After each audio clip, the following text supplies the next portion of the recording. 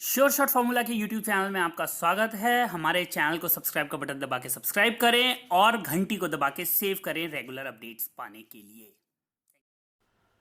सरस्वती नमस्तुभ्यं वरदे काम रूपिणी विद्यारंभम करिष्यामि सिद्धिर्भवतु मे सदा। ओम जय मां सरस्वती। नमस्कार दोस्तों, श्योरशॉटफॉर्मूला.com में आपका स्वागत है और आप हमारा यूट्यूब चैनल देख रहे हैं। 21 फरवरी 2022 का दिन है, दोपहर के 12:51 हो रहे हैं। मैं आप सभी का स्वागत करता हूं इस नए हफ्ते के पहले वीडियो में। जैसे हर वीडियो में देते हैं हम आपको इंपॉर्टेंट जानकारी, वैसे ही इस वीडियो में भी हम देंगे आपको लर्निंग और अर्निंग करने का मौका।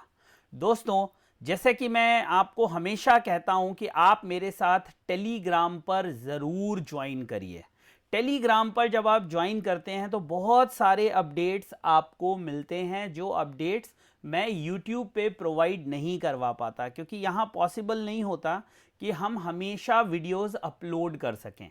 लेकिन टेलीग्राम पे मैं आपको हमेशा क्विक अपडेट्स देता रहता हूँ। जैसे मैं आज की ही बात करूं अगर, तो 21 फरवरी को मैंने गोल्ड में, सिल्वर में, क्रूड में कुछ इंपॉर्टेंट अपडेट्स पोस्ट किए हैं और इन अपडेट्स को आप मेरे टेलीग्राम चैनल पर जाके देख सकते हैं, जो है sure shot formula family. Simple मैंने आपको इसमें कुछ जोन्स हाईलाइट किए हैं, जैसे ये गोल्ड हो गया, ये सिल्वर हो गया, ये क्रूड हो गया।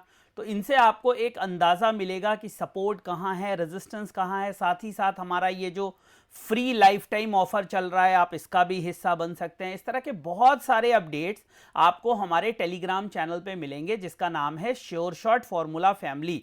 इसका लिंक इस वीडियो के डिस्क्रिप्शन में भी मैंने दे रखा है, तो तुरंत जाइए और हमें टेलीग्राम पर ज्वाइन कर लीजिए, ताकि कोई भी अपडेट आपसे मिस ना हो। दोस्तों, एक बहुत बड़ा क्वेश्चन जिसका आंसर आप में से बहुत से लोग ढूंढ रहे हैं कि रशिया यूक्रेन का अगर वॉर हुआ तो इसका दुनिया पर क्या असर पड़ेगा। और साथ ही साथ संक्षेप में गोल्ड, सिल्वर, क्रूड, एनजी, ये 4 कमोडिटीज हैं जो सबसे ज्यादा अफेक्ट होंगी। और बेस मेटल में भी हमें डायरेक्ट इनडायरेक्ट इफेक्ट देखने के लिए मिलेगा। कुछ बेस मेटल्स पे पॉजिटिव दिखेगा, कुछ बेस मेटल्स पे नेगेटिव दिखेगा, लेकिन इफेक्ट हमें बेस मेटल्स पे भी देखने के लिए मिलेगा। मैं इसके बारे में इंडिविजुअल वीडियोस में बात करता रहता हूं, लेकिन कई वीडियोस आपसे मिस हो जाते होंगे या उसमें आप वो सेक्शन मिस कर देते होंगे। तो मैं कोशिश करूंगा कि मल्टीपल टाइम्स जब मैं आपको अपडेट दूं वॉर का या उससे रिलेटेड कोई न्यूज़ आई है, तो साथ ही साथ मैं आपको ये भी अपडेट कर दूं कि इन कमोडिटीज पे डायरेक्ट या इनडायरेक्ट उनका क्या असर पड़ेगा। मैं माफ़ी चाहूँगा अगर कभी कुछ चीज़ें रिपीट हो रही हों, तो आप उनको इग्नोर कर दें या स्किप कर दें अगर आपने वो मेरे वीडियो में पहले ही देख ली हो। दोस्तों, ये 3 पार्टीज इन्वॉल्व हैं रशिया यूक्रेन कॉन्फ्लिक्ट में, जो सबसे ज़्यादा इन्वॉल्व हैं। ये हैं मिस्टर व्लादिमीर पुतिन, जो रशिया के राष्ट्रपति हैं। ये जो है वो राष्ट्रपति, इनका नाम थोड़ा सा मुश्किल है, अब अगली बार मैं इसको याद करके आपको बताऊंगा। क्रेलेंस्की या इस तरह से कुछ नाम है इनका। ये यूक्रेन के राष्ट्रपति हैं और ये हैं हमारे, इनको कौन नहीं जानता है, ट्रम्प साहब को हरा के आए हैं, मिस्टर जो बाइडन, अमेरिका के राष्ट्रपति। ये 3 मेन पार्टीज इन्वॉल्व हैं। इसके अलावा पुतिन हैं, मैक्रो हैं, ये सब पुतिन कह रहा हूँ मैं, ये बोरिस जॉनसन यूके के राष्ट्रपति, मैक्रो हैं, फिर ओलावा करके ये चांसलर हैं जर्मनी के। तो ऐसे बहुत सारे लोग हैं, बट ये 3 मेन स्टेक होल्डर हैं इस पूरे कॉन्फ्लिक्ट के, जिसमें से ये हमलावर हैं, ये हमला झेलने वाले हैं और ये इन दोनों के बीच में अपनी दादागिरी बनाने वाले हैं। और एक इंपॉर्टेंट पक्ष है इसका नाटो, नेशनल अलायंस। तो जो ये अलायंस वाला है, ये नाटो क्या है, इसके बारे में भी मैं एक वीडियो बनाऊंगा। क्यों रशिया का इंटरेस्ट है यूक्रेन में इतना ज्यादा, इस बारे में भी हम बात करेंगे। लेकिन अभी हम बात करेंगे कि इसका दुनिया पर क्या असर पड़ेगा, क्यों लोग इतने ज्यादा चिंतित हैं। अभी अभी पिछले 2 साल से, मैं कहूं कि मार्च 2020 से दुनिया परेशान है कोरोना से अलग अलग वेरिएंट्स आते जा रहे हैं और अभी भी वो पूरी तरह से ख़त्म नहीं हुआ है। फिर सुनने में आ रहा है BA.2 एक वेरिएंट है जो वेरिएंट ऑफ कंसर्न बन रहा है, उसको लेकर चिंता जाहिर की जा रही है। अभी बिल गेट्स ने कहा है कि कोरोना जैसी ही महामारी हमें नियत समय में फिर देखने के लिए मिलेगी, उसके लिए हमें अभी से तैयारी करनी चाहिए। तो ये एक समस्याएं हैं वो आ ही रही हैं। मिडिल ईस्ट में हमेशा समस्याएं रहती हैं और ये जो समस्या अब नई निकल के आई है, जिसको कहा जा रहा है कि अगर ये कोल्ड वॉर के रूप में तब्दील हो गई तो इसका दुनिया पर बहुत बुरा प्रभाव पड़ेगा। तो कुछ पॉइंट्स में हम समझने की, बहुत विस्तार में मैं इस वीडियो में नहीं जाऊंगा, कुछ पॉइंट्स में मैं आपको समझाने की कोशिश करूंगा कि इसका दुनिया पर क्या इम्पैक्ट पड़ेगा और किन चीज़ों पर इसका ज़्यादा इम्पैक्ट पड़ेगा, ताकि आप इन्फॉर्म्ड हो पाएँ। आपको इधर उधर से कचरा बटोरने की ज़रूरत नहीं है, टू द पॉइंट इन्फॉर्मेशन आपको मिलेगी। चैनल को सब्सक्राइब कर लीजिए, वीडियो को लाइक कर दीजिए, अगर पसंद आ रहा हो तो कमेंट में लिख दीजिए मज़ा आ गया। कोई भी इन्फॉर्मेशन जब आपको अच्छी लगती है, कोई भी वीडियो अच्छा लगता है और आप चाहते हैं कि उसके क्रिएटर को हम पुरस्कृत करें, सम्मानित करें, उसका हौसला बढ़ाएं, तो वीडियो को लाइक शेयर सब्सक्राइब तो करना ही है। साथ में मेरे वीडियो में केवल 2 लाइन हिंदी या इंग्लिश में लिख देनी है, मज़ा आ गया। चलिए अब बात करते हैं कि ये अगर युद्ध हुआ तो इसका दुनिया पर क्या असर पड़ेगा। देखिए, रूस और यूक्रेन का अगर युद्ध होता है तो इसमें जो कुछ चीजें हैं जिन पर सबसे ज्यादा असर पड़ेगा वो है कच्चा तेल। कच्चा तेल 13% of the total world supply वो आती है कहां से? अकेले रशिया से। तो जाहिर सी बात है कि जब सैंक्शंस लगेंगे तो रशिया का तेल जो है वर्ल्ड मार्केट में आने से रोक दिया जाएगा। सैंक्शन का मतलब होगा कि जैसे बोरिस जॉनसन कह रहे हैं या जो बिडेन कह रहे हैं, रशिया डॉलर में और पाउंड में ट्रेड नहीं कर पाएगा, उसको रोक दिया जाएगा। तो ये जो तेल है वो सीमित हो जाएगा कुछ जगहों तक जो रशिया के अलाइज देश हैं, लेकिन वो वर्ल्ड मार्केट में नहीं आ पाएगा। और रशिया बहुत एक स्ट्रॉन्ग प्लेयर है क्रूड ऑयल के प्रोडक्शन में। आप देख सकते हैं 13% अकेले रशिया, जो 13% प्रोड्यूस करता है वो अकेले रशिया करता है। उसके अलावा दुनिया की गैस का, एनजी नेचुरल गैस की ज़रूरत का 40% हिस्सा रशिया से आता है। तो अगर ये इन्वेजन होता है, ये वॉर होती है, तो हमें एनजी के प्राइसेस में एक बहुत तेज बढ़त देखने के लिए मिलेगी, जो कि इनएविटेबल होगी। और हो सकता है एनजी में हमें बहुत ज़्यादा स्पेकुलेशन शॉर्ट टर्म में देखने के लिए मिले।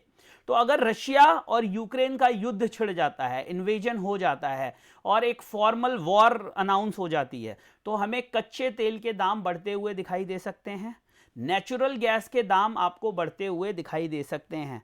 साथ ही साथ इनस्टेबिलिटी होने की वजह से हमें डॉलर के जो करेंसी पेयर्स हैं उनमें प्रभाव पड़ता हुआ दिखाई दे सकता है। जो अनरेगुलेटेड करेंसीज हैं, जैसे क्रिप्टोज हैं, बिटकॉइन है, एथीरियम है, डॉज कॉइन है, इसमें हमें बहुत भारी उतार चढ़ाव देखने के लिए मिलेगा। कुछ समय के लिए आपको प्राइसेस बहुत नीचे जाते हुए दिखेंगे, उसके बाद वो प्राइसेस बहुत ऊपर जाते हुए भी दिखाई दे सकते हैं। साथ ही साथ अगर हम बात करें कि जो 25% गेहूं का निर्यात अकेले रूस यूक्रेन करते हैं, आयात नहीं, निर्यात, एक्सपोर्ट, तो उसके भी रेट्स में हमें एक तेजी होते हुए दिखाई देगी और लड़ाई होने पर गेहूं की सप्लाई प्रभावित होगी और जिससे कि अनाज महंगा हो जाएगा। समझिए, तो कच्चे तेल पर डायरेक्ट इंपैक्ट पड़ेगा, प्राइसेस बढ़ते हुए दिखाई देंगे। थोड़े से प्राइसेस सब्सिडाइज हो सकते हैं, थोड़े से जो प्राइसेस को सहारा मिल सकता है, मतलब सहारा नीचे की तरफ नहीं ऊपर जाने से, और वो हो सकता है कि जो ईरान और यूएस की न्यूक्लियर डील है, जाहिर सी बात है इन्फ्लेशन कर्टेल करने के लिए फेड ऑलरेडी रेट्स बढ़ाने की सोच रहा है, जिसका इम्पैक्ट हमें कमोडिटीज़ पे पड़ता हुआ दिख रहा है। एक चीज़ और हो सकती है नियर टाइम में कि जो रशिया, यूएस और ईरान की डील है, न्यूक्लियर डील, अगर वो हो जाती है तो 1.3 मिलियन बैरल पर डे का एक एक्स्ट्रा सप्लाई मिल सकती है, जिससे कि प्राइसेस को थोड़ा सपोर्ट मिलेगा नीचे की तरफ आने में और एक रेजिस्टेंस पॉइंट बन जाएगा। जैसे आप देखेंगे $95 का हाई सितंबर 2014 के बाद पहली बार लगा है, तो वो एक चीज़ जो है आपको दिमाग में रखनी है। तो बहुत अग्रेसिव होके बाइंग खेलने की ज़रूरत नहीं है। क्रूड के अंदर केवल इस उम्मीद में कि अगर युद्ध हो गया तो क्रूड $150 चला जाएगा। हो सकता है कि $150 जाने से पहले अगर ये डील प्रोग्रेस हो जाती है तो हमें क्रूड में एक डिप देखने के लिए मिल जाए जो $77-78 तक भी उसको लेकर जा सकता है। तो दोस्तों ये कुछ इंपॉर्टेंट पॉइंट्स हैं जो कि एनर्जी यानी क्रूड, एनजी और अनाज से रिलेटेड हैं। इसके अलावा हम बात कर लेते हैं बेस मेटल्स में। बेस मेटल में अगर स्पेसिफिकली बात करें एल्यूमिनियम की, तो रशिया जो है वो सबसे बड़ा प्रोड्यूसर में से एक है। 6% उसकी एक सिंगल कंपनी 6 से 8% एल्यूमिनियम प्रोड्यूस करती है। यूरोप में बहुत सारे स्मेल्टर्स ने एल्यूमिनियम के प्रोडक्शन को बंद कर दिया है, कम कर दिया है, क्योंकि जो एनर्जी कॉस्ट है वो बहुत ज़्यादा है और उसका जो संतुलन है वो नहीं बिठा पा रहे हैं प्रोडक्शन कॉस्ट के साथ। तो इसलिए यूरोप में 50% प्रोडक्शन बंद कर दिया गया है। अगर रशिया का भी एल्यूमिनियम नहीं आ पाएगा इंटरनेशनल मार्केट में, सैंक्शंस लग जाएंगे, तो हो सकता है कि एल्यूमिनियम के प्राइसेस में आपको एक बहुत तेज उछाल आने वाले समय में देखने के लिए मिल सकता है। साथ ही साथ सेम सिचुएशन निकल के अंदर भी बन रही है। अगर सैंक्शंस लगते हैं तो निकल के प्राइसेस में भी हमें एक तेज उछाल देखने के लिए मिल सकता है और निकल अगर 1855-60 को निकालता है तो 1925, 1940, 2010 तक भी निकल के प्राइसेस जा सकते हैं, उनको रूल आउट नहीं किया जा सकता। तो ये कुछ बातें हैं जो आपको याद रखनी है। आंख बंद करके कोई भी ट्रेड आपको नहीं करना है।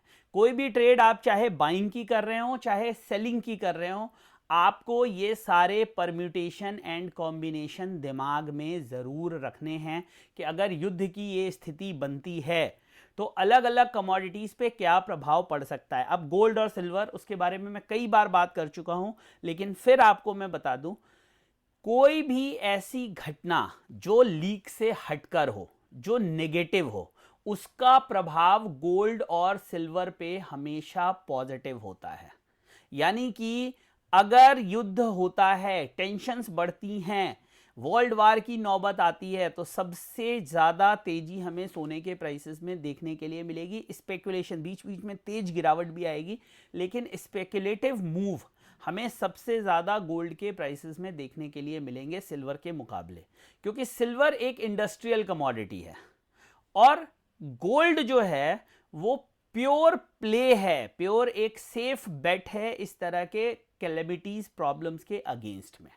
तो गोल्ड में लॉन्ग होना चाहिए एज लॉन्ग एज ये प्रॉब्लम्स जब तक चल रही हैं। लेकिन हाँ, याद रखिए, अगर इनका कोई हल निकल जाता है, कोई पॉजिटिव आउटकम आ जाता है, तो बहुत बड़ी बात नहीं होगी कि एक दिन में आपको 1,500-2 हज़ार पॉइंट सोने में गिरते हुए भी दिखाई दे। तो सोच समझ के ट्रेड करिएगा, स्टॉप लॉस के साथ ट्रेड करिएगा। ब्लाइंड ट्रेडिंग मार्केट में मत करिएगा, क्योंकि ब्लाइंड ट्रेडिंग आपको बहुत बड़ा नुकसान दे सकती है अगर आपके अगेंस्ट चली जाती है वो। तो इस बात का आपको रखना है विशेष ध्यान।